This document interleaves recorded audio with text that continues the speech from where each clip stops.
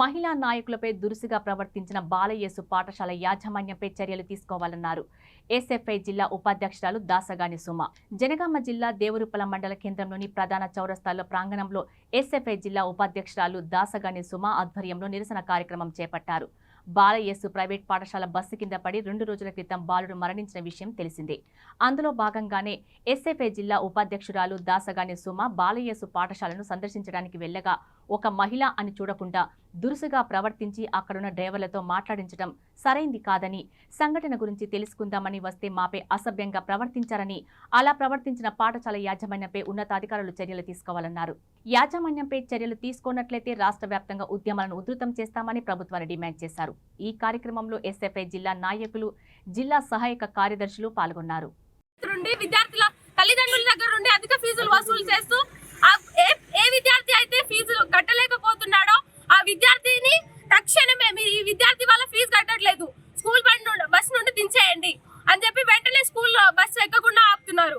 అంటే సరైన విద్యను అందించడం లేదు.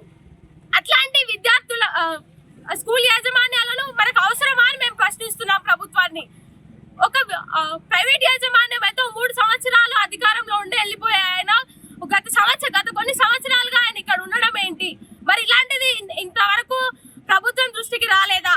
వస్తే మీరు ఏం చేస్తున్నారు అని మేము ఎస్ఎఫ్ఐగా డిమాండ్ చేస్తూ మేము మిమ్మల్ని ప్రశ్నిస్తున్నాం. తెలుసుకోకుండా దృష్టిగా ప్రవర్తించడం సిగ్గుచేటు. విద్యార్థి నాయకులు ఎందుకు వచ్చారు ఏంటి అనేది ప్రశ్నించకుండా అక్కడున్న డ్రైవర్లతో కావచ్చు, మిగతా అక్కడున్న వాళ్ళ టీచర్సే అయి ఉండొచ్చు, వాళ్ళతో మాట్లాడించడం సరైన పద్ధతి కాదు.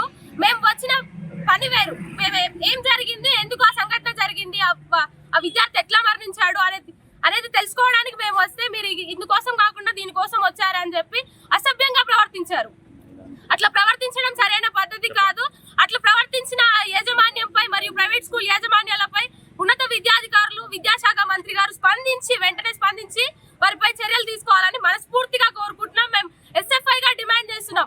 ప్రైవేట్ యాజమాన్యాలపై మీరు చర్యలు తీసుకున్నట్లయితే రాష్ట్ర వ్యాప్తంగా ఉద్యమాలను మేము ఉధృతం చేస్తాము, ఆందోళనను ఉధృతం చేస్తామని ప్రభుత్వాన్ని హెచ్చరిస్తున్నాం.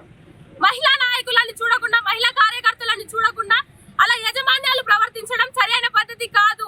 ప్రైవేట్ యాజమాన్యాలకు విద్యార్థి నాయకులు, విద్యార్థి సంఘ నాయకులు చాలా అలుసుగా దొరుకుతున్నారని, వాళ్ళను ఎందుకు వచ్చారు ఏంటి అనే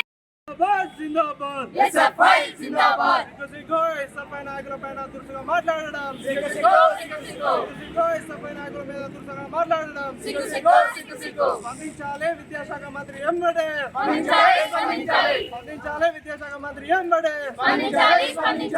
చర్యలు తీసుకోవాలి. ప్రైవేట్ యాజమాన్యాలపైన తక్షణమే ప్రైవేట్ యాజమాన్యాలపై